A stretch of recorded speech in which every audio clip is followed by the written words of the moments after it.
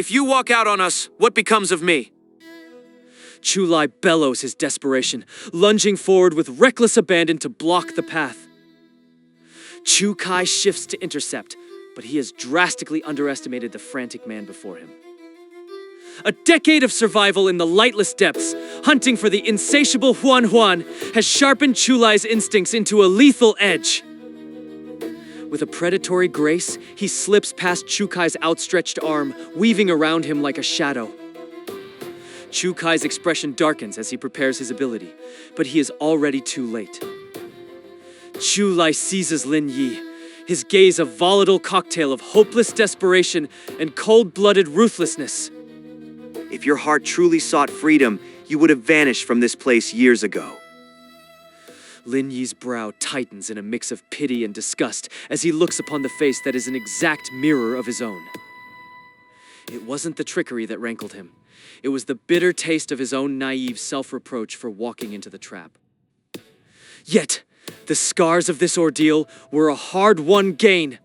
Wisdom often comes at the price of blood and bruises. He knew his limitations.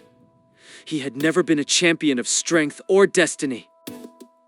Ever since the masks fell and the world revealed its monstrous hunger, his reality had been shattered into 1,000 jagged pieces. Without the steady support of Chu Kai and his own precarious grasp on destiny, he would have remained a victim of the shadows. But at 18, the boy has finally begun to die, and the survivor has finally begun to grow. But Chu Lai was a creature of a different mold entirely. He would cast aside the innocent without a second thought to grasp at his selfish desires, masquerading his greed as a search for salvation. Though years older than Lin Yi, he remained a petulant child, trapped in a cycle of his own making. Lin Yi's words rang with a bitter truth. Physical walls had never been Chu Lai's cage. The villagers' loathing meant he walked the surface alone, unmonitored and unchained by any guard. He could have vanished into the world above with nothing more than a turn of his heel.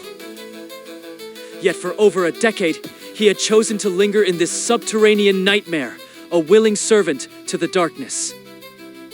Without this chance encounter, he would have likely been discarded once a new replacement was found, forced to endure the agony of endless rebirth. Look deep within yourself. You had the keys to your cell the entire time. Why did you stay? Is it hatred that keeps you here? Or is it something far more pathetic?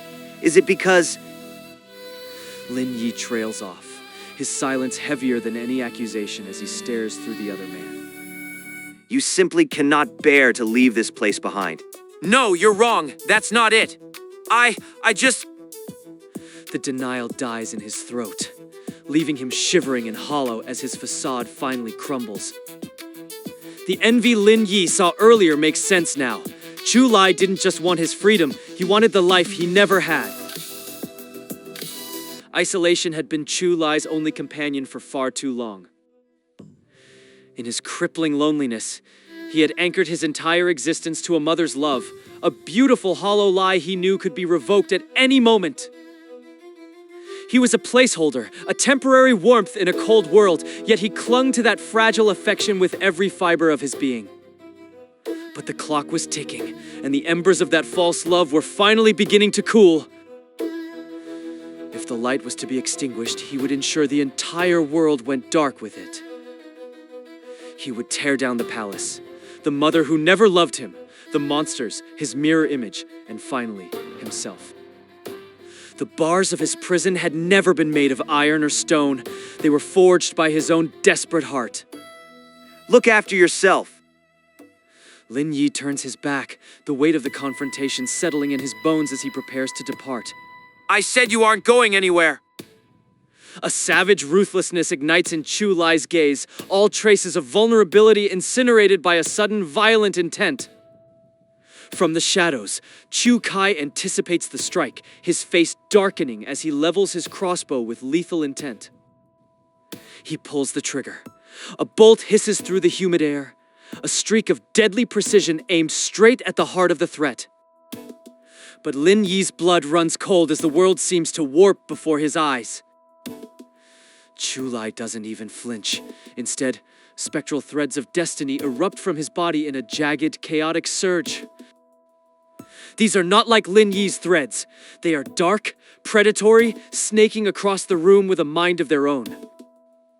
They lunge toward Chu Kai, piercing his flesh in a blur of light before looping back to complete a horrific glowing circuit with Chu Lai. The spectral threads of destiny had fused into a closed, lightless circuit. The crossbow bolt buried itself deep into Chu Lai's shoulder, yet the man didn't even flinch. He stood like a statue, immune to the physical trauma. Instead, it was Chu Kai who buckled, his body pitching forward as if struck by a phantom hammer. His right hand, still white-knuckled around the crossbow, hung limp. A sudden agonizing fire surged through his own shoulder, mirroring the strike. Lin Yi stood paralyzed, his eyes wide. For the first time, he could see the threads pulsing on another's form, a dark, parasitic map of shared suffering.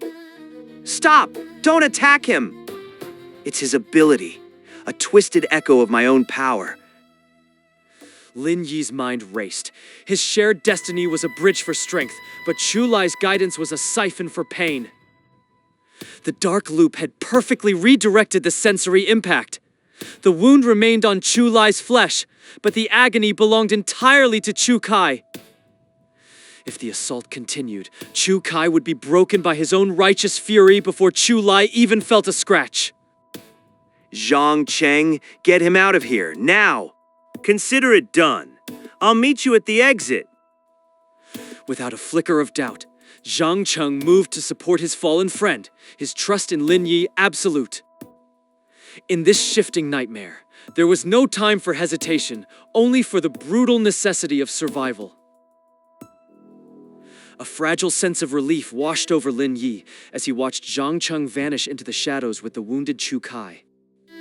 He turned back to his mirror image, the crossbow bolt still jutting from the man's shoulder like a macabre ornament.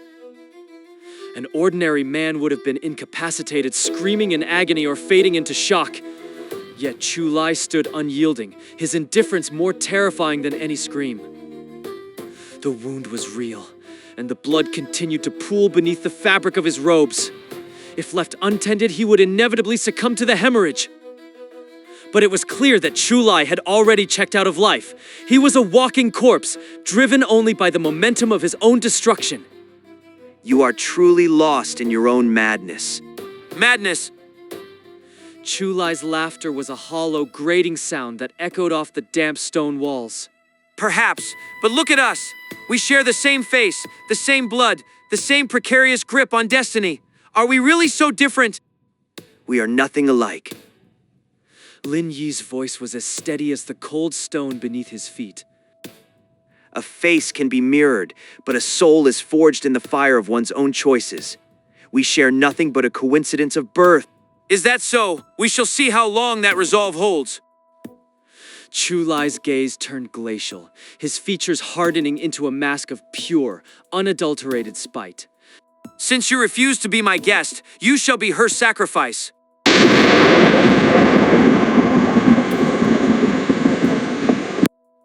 What have you done?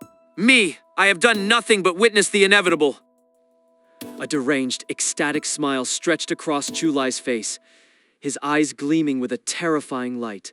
Mother is waking. She is coming to reclaim the piece of herself that has strayed too far.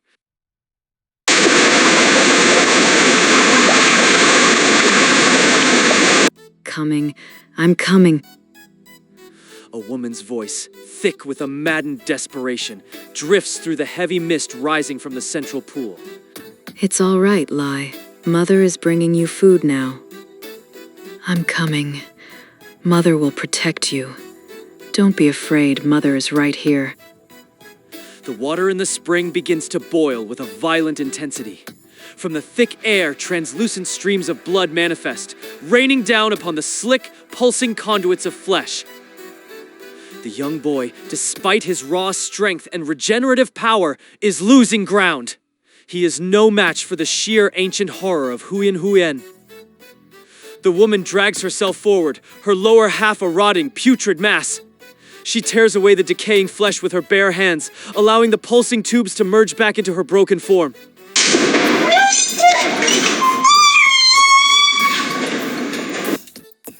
Red silk drapes sway rhythmically from the rafters. Beneath them, a web of flesh tubes surges from the pool like a spreading infection. A thick conduit lunges toward Lin Yi. Chu Lai, standing as a shield before him, is the first to be struck by the lashing tube. Before Chu Lai can move, before Lin Yi can even raise his weapon, the tube coils around him and drags him toward the seething pool. Lai, my Lai, food is here. The woman's gaze is fixed not on the boy, but on the hunger he represents.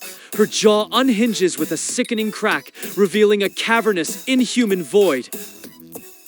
Glowing threads of fate stretch from Chu Lai, piercing the woman before looping back to him. The cycle of his destiny prepares to close once again. Lin Yi watches with a frown, knowing the absolute power of fate. Chu Lai cannot die, he will only loop back to the beginning of his torment. But then, brilliant threads sprout from Lin Yi's own chest, racing toward his double. It is not his own choice. It is as if fate itself is spinning them. These new threads do not connect to the woman or the monster. They snare Chu Lai's own destiny, entangling the loops of time.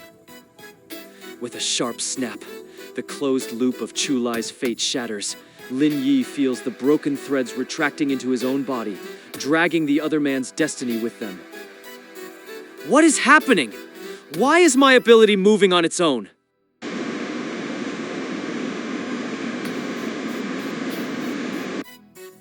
The golden threads on Chu Lai vanish instantly. The boy's eyes widen in shock as he turns to look at Lin Yi, sensing the sudden final shift in his existence. The woman's teeth sink into Chu Lai's shoulder. With a violent, visceral jerk, she tears away a massive chunk of flesh and swallows it whole. Arg! Chu Lai's scream is a jagged, broken sound. It is not just the physical pain of his flesh being torn, it is the crushing weight of a soul-deep betrayal. The mother he loved, the anchor of his existence, is devouring him with a maddened greed. Lin Yi raises his weapon, the barrel steady as he aims at the woman's head. His finger rests on the trigger, but he does not pull it. He hesitates. A sudden realization washes over him, stalling his resolve. Is this what he wanted? Not the village's end, but his own? Chu Lai's true desire was never survival or revenge. It was release. To die and be reborn in a never-ending cycle, to endure an eternity of crushing loneliness. Chu Lai had reached his breaking point long ago. And yet, he couldn't bring himself to sever the ties of his mother's hollow, parasitic love. Peace. That was the only thing his heart truly yearned for. Fate had orchestrated every piece of this tragedy to lead to this exact moment of release. Athu's role was to ignite the spark of conflict, drawing Lin Yi into the center of the storm. The little girl existed to ensure the sacrifice was freed, clearing the path for Chu Lai's objective. The little boy was the distraction, forcing Huyen to burn through its strength while deprived of nourishment. And Lin Yi, his existence was the key to interfering with Chu Lai's absolute power. Their combined fates have created a knot that even Chu Lai cannot undo. This death will be his last. There will be no more loops. Chu Lai seems to realize the finality. The golden threads of his destiny lie severed on the ground, silenced by Lin Yi's presence. Was it their shared blood that allowed this interference? Or was it Chu Lai's own power, subconsciously welcoming the end? Fate knew what Chu Lai wanted. When Lin Yi's ability reached out, the power of the cycle offered no resistance. It simply let go. Farewell. Lin Yi turns away, his back to the grisly scene. His part in this loop is over. Brother! The word is a soft, final acknowledgement. Lin Yi does not look back. Others are waiting for him, and the truth of this world still lies hidden in the shadows. As Lin Yi emerges from the side hall, the heavy, oppressive silence of the stone passage greets him. Chu Kai and Zheng Cheng are waiting there, their figures half hidden in the deep shadows. They hadn't abandoned him. They had been watching the nightmare unfold from the periphery, though the swaying red silk drapes had obscured the most horrific details of the chamber. Is it over? Lin Yi simply nods, his expression a mask of cold finality. He doesn't look back at the door. Then let's go. The three survivors move with a frantic haste, their footsteps echoing through the narrow, oppressive confines of the underground passage. Behind them, the sprawling horror of the Imperial Palace fades into the darkness as they push toward the relative safety of the entrance tunnel. Emerging from the tunnel mouth, Lin Yi and the others freeze, their eyes wide with disbelief at the grotesque spectacle unfolding in the village square. From the churned earth, segmented creatures with countless twitching legs and massive digging claws struggle to crawl upward. These are the earth burrowers Chu Lai had warned them of. Their movements are agonizingly sluggish, their bodies heavy with a lethargy that makes their escape impossible. Thick, pulsing flesh tubes snake through the soil, lashing out and ensnaring the burrowers with the ruthless ease of a predator. The conduits swell as they drain the nutrients from the creatures' bodies. Huyen is feasting on its own emergency rations to sustain its ancient form. And the villagers, they are suffering an even more horrific fate. Deprived of the monster's stabilizing influence by the previous night's chaos, they are aging with a terrifying visible speed. The flesh tubes coil around the screaming villagers, turning their bodies into dry, withered husks in a matter of heartbeats. So that's the truth of it. No wonder the beast is called Huyen. Immortality was never more than a cruel mirage. The monster's gift was a trap. Without its constant parasitic presence, the life it granted simply evaporates, leaving only the rot of time behind. Stay by its side, and you shall live forever, because leaving its reach means instant death. Stop staring. We have to move now. As they scramble toward the exit, a withered, trembling figure lunges from the shadows, blocking the narrow path with a desperate, final resolve. It's you! You did this! You ruined everything we built! It is Chu Datrang. The once burly man is now a frail, skeletal husk, his skin sagging against his bones as he ages before their eyes. You outsiders brought this plague upon us! You deserve to die! You should! Lin Yi doesn't wait for the old man to finish his curse. He raises his heavy firearm and pulls the trigger in one fluid, cold motion.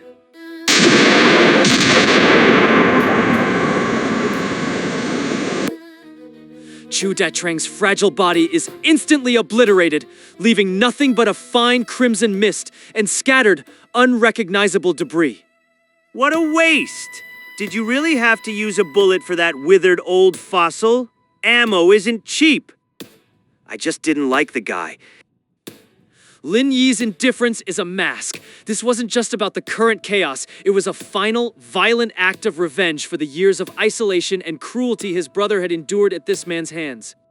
At least it was quick. Now, let's move. If Huyen decides we're the next course, we're finished. The moment Chu Kai's warning fades, the bedrock beneath their feet groans and shudders.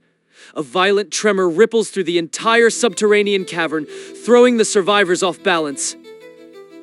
On the cavern walls, the patches of bioluminescent moss flicker and die, their sickly green glow snuffed out in a heartbeat. The light vanishes utterly, and the world of the peach blossom spring is plunged into an absolute suffocating darkness. Lin Yi's brow furrowed as he watched the moss on the walls lose its luster. The once vibrant glow was dying out, casting long, unsettling shadows across the passage. It had only been 4 hours since the artificial daytime began. By all logic, the moss should have remained luminous for much longer. This premature darkness wasn't natural. It was a sign of something shifting within Huan itself. A violent tremor surged through the cavern, far more erratic than a standard earthquake. It felt as if the entire underground world was tilting and lurching, like a vessel caught in a turbulent sea. Having spent an eternity below, Huan was finally stirring. Lin Yi could sense it. The entity was driven by a hunger so deep it was clawing its way toward the surface.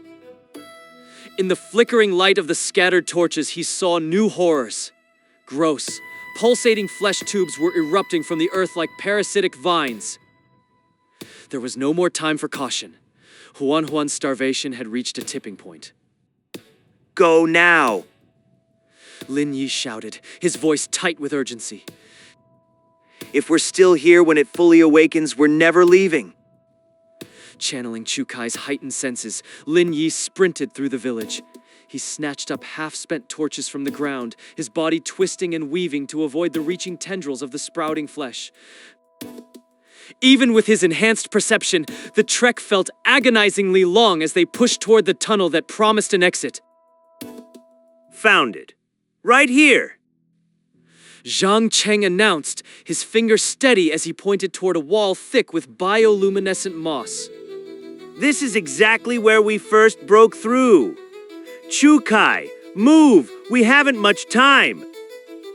This wasn't just some crude excavation by the villagers. This particular gateway was a deliberate opening created by Huan itself, designed to allow its livestock to forage above. Because the entrance was a part of the entity's living tissue, it functioned like a biological valve capable of sealing tight or being coaxed open. Zhang Cheng knew that with the right kind of irritant, they could force the flesh to recoil and reopen the path. The strategy was clear in his mind. They had the tools. They just needed to use them correctly. Chu Kai was still reeling from the phantom agony in his right hand. Even with Chu Lai gone, the psychic resonance of the pain refused to fade, leaving his arm trembling and useless. With Chu Kai unable to aim his crossbow, Lin Yi stepped forward, the heavy weight of the shotgun settled against his shoulder. He was a split second from pulling the trigger when Zhang Cheng's hand clamped down on the barrel. Hold on, that's not going to cut it.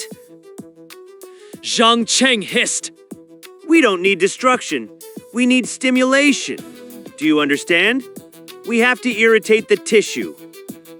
The shotgun's energy blasts were devastating, but against Huan's insane regenerative speed, they were mere pinpricks that would seal up before they could even step through. If they tried to blast their way in, the wound would likely knit shut while they were still inside, fusing their bodies into the entity's ever-growing mass. The crossbow. Use Chu Kai's crossbow. With a grimace, Chu Kai handed the weapon and a quiver of specialized bolts over to Lin Yi. These weren't ordinary projectiles. They were carved from the venomous thorns of monster trees' natural irritants that caused agonizing, unrelenting itchiness upon contact. The plan was simple yet brutal. Torment the entity's flesh until it recoiled, forcing the sealed passage to gape open once more. The persistent toxin would ensure the entrance remained dilated long enough for them to make their escape. Zhang Cheng reached into his pack, pulling out a small wooden bottle. He uncorked it, a faint, foul odor wafting from within. Here, coat the tips in this first. The container held the necrotic, putrid remains of a monstrous bird's breast, a substance as corrosive as it was revolting. Between the tree's toxin and the bird's rot, Zhang Cheng was certain the biological reaction would be enough to break the seal. Lin Yi didn't waste a second. He swirled a bolt into the putrid sludge, loaded it with practiced ease, and leveled the crossbow at the mossy barrier. The bowstring snapped. The bolt vanished into the wall, burying itself deep within the living mass of Huan. Chu Kai was already readying the next batch. They couldn't afford to be stingy. They needed to overwhelm the entity's massive system with as much irritant as possible. The more toxin they injected, the faster and more violent the reaction would be. After the fifth bolt struck home, a jagged fissure finally spiderwebbed across the mossy surface. The opening writhed like a living thing, a serpentine gap that slowly began to yawn wide. It's working, look, it's opening. Relief washed over the trio as the path cleared. Without a moment's hesitation or a single thought about what part of the creature's anatomy they were entering, they dived into the dark, pulsing passage.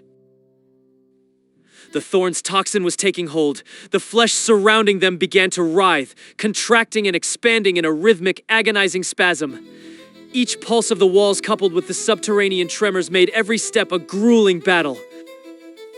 Lin Yi reached out to steady himself, but his hand sank into the wall's surface. It was horrifyingly soft, secreting a viscous, lukewarm fluid that clung to his skin. The sheer tactile wrongness of it sent a surge of bile to his throat. They had prepared for an endless climb, yet a sudden piercing radiance began to filter through the gloom ahead. Wait, this doesn't make sense. Zhang Cheng muttered, squinting at the encroaching glow. We shouldn't be near the surface yet. It took us hours to descend. And look at the angle.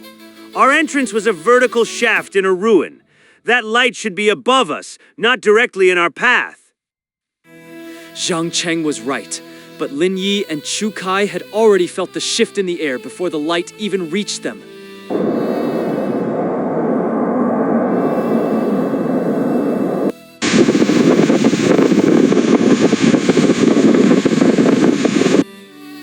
The anomalies were mounting, but the pulsing flesh behind them left no room for retreat. This was their only exit. As they stumbled toward the threshold of light, the reality of their situation finally tore through the darkness. They expected the familiar sight of urban decay, shattered concrete and skeletal buildings. Instead, they were met with an endless expanse of swirling ash-gray clouds. They weren't on the surface. They were suspended in the very heart of the sky. What? What the hell is this? Chu Kai shoved his way to the front, his eyes wide as he stared out into the void. Huan, it's flying? Since when can that thing fly? He leaned out, desperate to find the ground, but even with his enhanced vision, the world below was nothing but a blurred, distant haze. They were far beyond the limits of his perception. The crushing reality settled in. They were thousands of feet in the air. Little Yoon. Lin Yi lunged forward, his heart hammering as he hauled Chu Kai back from the edge. He feared the shock might drive the younger man to something desperate. But Chu Kai wasn't suicidal. He was terrified. If they were this far above the earth, how could he ever hope to get back to Chu Yun in that abandoned city? Wait, it's not the creature. It's not Huan that's flying. As they edged closer to the gaping exit, the cacophony of the outside world grew sharper, more distinct.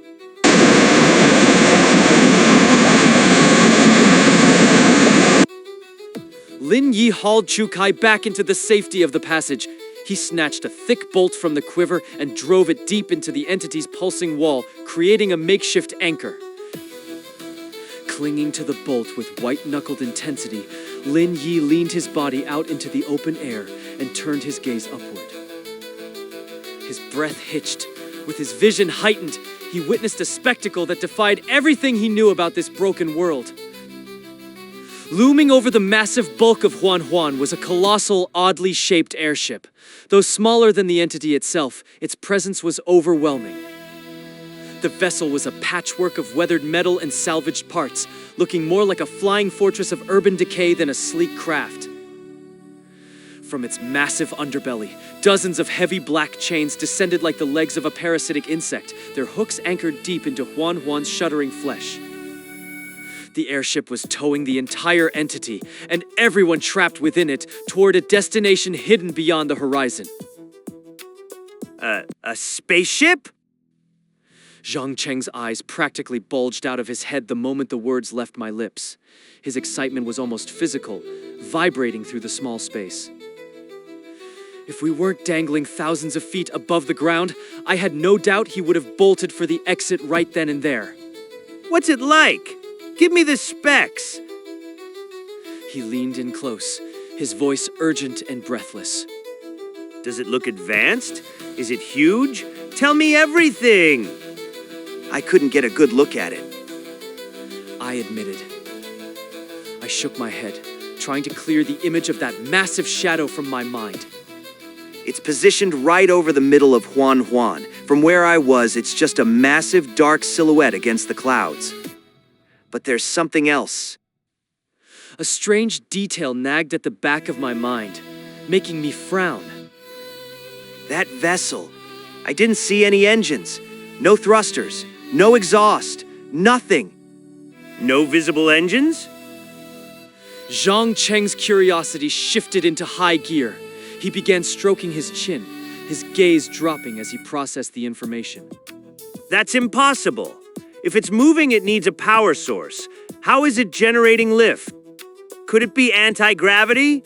Has the technology here already surpassed anything we know? Even then, anti-gravity only solves the buoyancy problem. What's pushing it forward? What's providing the thrust? God, I'd give anything to get a look at that engine core. Massive.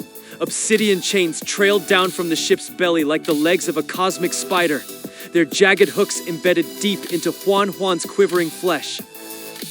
It all made sense now.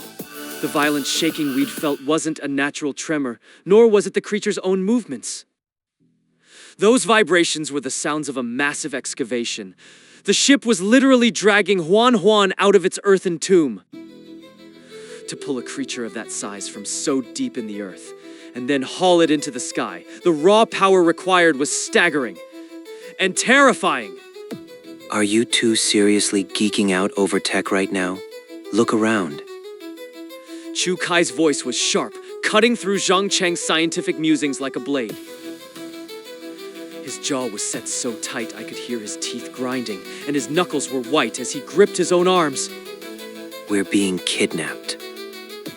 He hissed, his voice low and dangerous. They're taking us somewhere we can't escape from.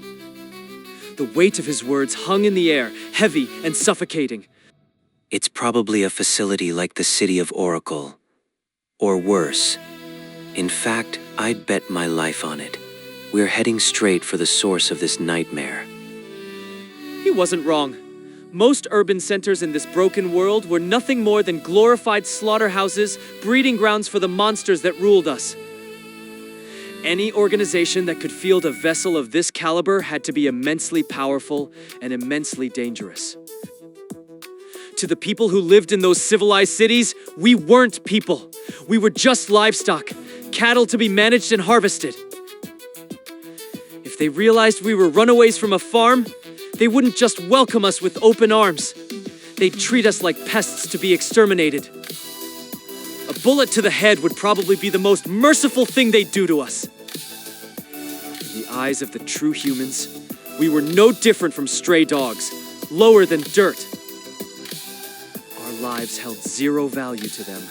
We were just biological resources. But I knew what was really eating at Chu Kai. It wasn't his own life, it was his sister's. I felt the same hollow ache in my chest. That ship had torn us away from Uncle An and Chu Yun before we could even say goodbye. In a world like this, a separation like this was usually permanent. This might be the last time we ever see them alive. I saw the pain flash across Chu Kai's face, a raw wound of grief that he couldn't hide. It was the agony of powerlessness, of being dragged away from everything you loved, while you could only watch from behind a wall of flesh. I'm not doing this. I'm not just sitting here waiting to be slaughtered. Chu Kai's voice hardened, his eyes burning with a desperate, frantic light. I'm going outside. If I can get onto Huan's back, I can use those chains to climb up into the ship. I'll find the cockpit and make them turn around. I'm getting back to my sister. I lunged forward and grabbed his arm. I knew that look in his eyes. He was actually crazy enough to try it. His plan was pure desperation, a suicide mission born of panic. It sounded heroic, but in reality, it was a death sentence. You're not going anywhere, Chu Kai. Stop. I stepped in front of him, planting my feet firmly to block his path. Get out of my way. I didn't ask for your permission. He roared at me, his face twisted in a mask of fury. I'll do it alone. Move. Look at the speed we're moving. Do you have any idea what the wind shear would do to you out there? I shouted back, trying to pierce through his hysteria with cold, hard logic. The city is already gone. We've traveled miles in minutes. That ship is moving at speeds you can't even imagine. You'd be trying to stand on a moving target in a hurricane. You wouldn't last 5 seconds. And the chains, you'd be ripped off them before you even reach the first link. You'd just be falling to your death. He's right, Chu-Kai. It's a suicide mission. Zhang Cheng stepped forward, his earlier excitement replaced by a grim, sobering reality. He stood beside me, his voice calm but firm. Even if you made it to the hull, how would you get in? You don't know where the airlocks are, or if there even are any. You're flying blind? You'd be banging on armored plate while the wind tore you apart. Okay, let's say you miraculously get inside. What then? I pressed the point, hoping to make him see the sheer impossibility of what he was proposing. How many guards are on that ship? How many true humans with weapons you've never even seen? They captured a creature that can swallow cities. Do you really think you can take on the people who own it? You're letting your fear for your sister kill you. Think! But I can't just... I have to. I could see the fight draining out of him. He knew I was right. He knew it was impossible. But knowing the truth didn't stop the pain. It was the agony of being forced to watch your world end while your hands were tied. She was his world, and he was being dragged away from her at hundreds of miles per hour. If we survive this, we can find a way back. There's always a chance as long as we're breathing. I looked back at the jagged opening, where the light of the outside world was already beginning to fade. If you die out there, that's it. You'll never see her again. Is that what you want? Uncle Ann knows how to survive. He'll keep her safe until we can get back to them.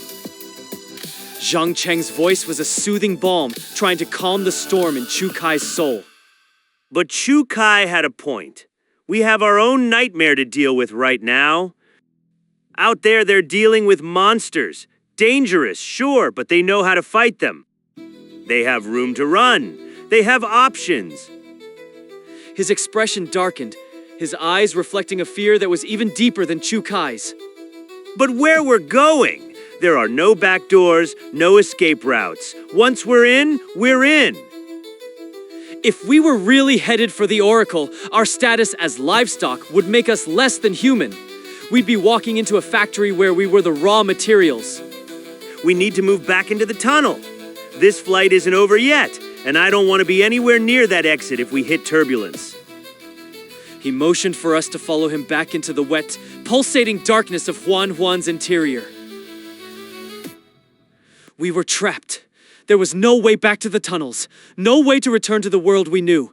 Inside Huan, the silence was absolute, an eerie, suffocating stillness that made my skin crawl. Every other living thing, the villagers, those burrowing monsters, they were all gone.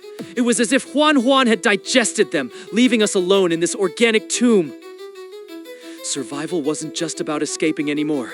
It was about what happened when we landed, and right now, the odds were looking impossible. Fighting was suicide. If they could capture a creature like this, they had weapons that would turn us into red mist before we could even draw a breath. You don't hunt whales with a fishing pole. Whoever was on that ship had the firepower to level cities. We were 3 kids in a meat tunnel, going up against an unknown force with advanced tech. That wasn't a battle, it was a slaughter. Playing the victim was just as dangerous.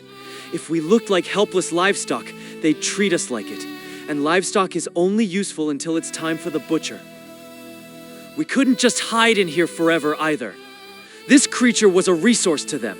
They'd come looking for what was inside eventually. Whether they wanted its meat, its organs, or its secrets, they would crack this creature open. And when they did, they'd find us. They might not even bother coming inside. They might just toss the whole thing into a processor and let the machinery do the work. Zhang Cheng was staring at the shotgun I was still clutching.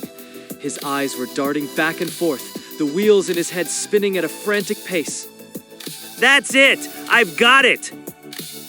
He slammed his palms together, the sound echoing through the organic corridor like a gunshot. If we get cornered, we tell them we're with the quail hunters, we're the cleanup crew. It was a desperate gamble. A lie so thin you could see through it, but it was the only card we had left to play. The Quail Hunters were the Oracle's enforcers, ruthless, professional, and feared. Even if these people weren't from the Oracle, the name alone carried enough weight to make them hesitate. They'd check our IDs eventually, but that would take time. Time we could use to scout, to plan, to find a way out. When I asked what we'd do when the lie inevitably fell apart, Zhang Cheng just looked at me with a grim smile and gave me the only answer he had. Improvise, adapt, overcome.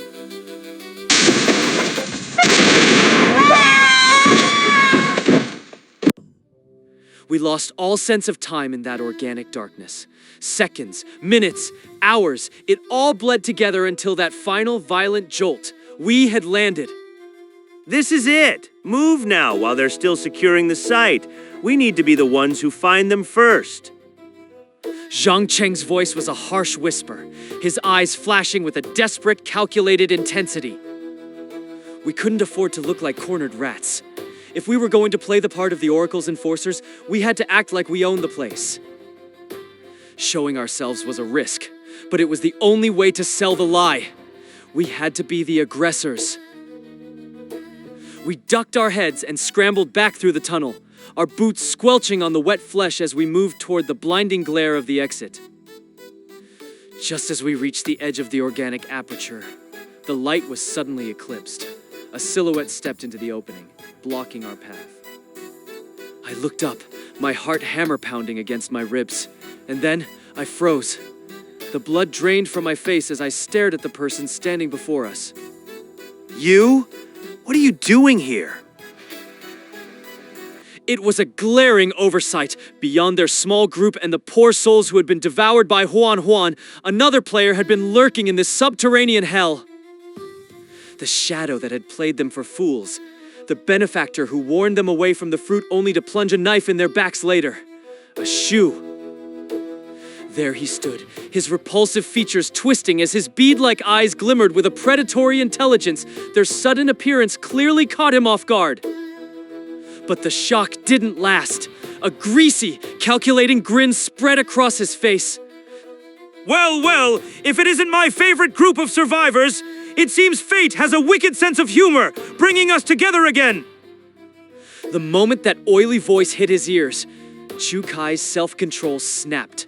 The sight of the fugitive was the final spark in a powder keg of resentment. It all made sense now. The vessel that had snared Huan wasn't just some random encounter, it was A Shu's. He was the link. With a violent shove, Chu Kai sent Lin Yi stumbling and threw himself toward the man waiting outside. If A Shu was their ticket into this nightmare, he'd be their ticket out. Lin Yi, don't let him go. Pull him back. Lin Yi didn't need the reminder. He knew the danger. A man who commanded a starship wasn't likely to be unarmed. But Chu Kai was faster, driven by a raw desperation that Lin Yi couldn't match. By the time he reached out, the study rep was already a blur of movement. His fingers brushed the fabric of Chu Kai's shirt, catching it for a fleeting second, but there was no leverage. Instead of stopping the charge, Lin Yi was yanked forward, stumbling in the wake of the mad dash. The transition from the organic dampness of Huan's interior to the open air was so jarring that Chu Kai skidded to a dead stop, his momentum vanishing in an instant. Lin Yi followed close behind, a question forming on his lips, but the words withered and died before they could even reach his tongue. He stood paralyzed, his breath hitching as the sheer scale of the vista before him began to register. It was impossible. It was madness. They weren't in some desolate wasteland or another tunnel. They were standing in the heart of a sprawling, impossible metropolis. A titanic cage of iron and shadow seemed to enclose the entire city, sealing it away from a sky that was nothing but a void of absolute, oppressive blackness. And yet, the darkness was held at bay by a cacophony of artificial light, a glare so fierce and unrelenting that it burned against his retinas, casting the world in a high-contrast clinical glow. Monolithic skyscrapers pierced the void. Their designs a marriage of high-tech efficiency and alien geometry that defied any architectural logic Lin Yi knew. Vessels of cold steel glided through the air like predatory fish, while figures on mechanical platforms darted between the spires, their movements fluid and dangerously fast. Gargantuan holographic screens hung suspended in the ether, cycling through advertisements with a vivid, almost aggressive intensity that felt like a physical assault on the senses. Tucked between these marvels of technology were the skeletons of a previous world, dilapidated ruins leaning precariously, their crumbling facades a stark contrast to the gleaming metal above.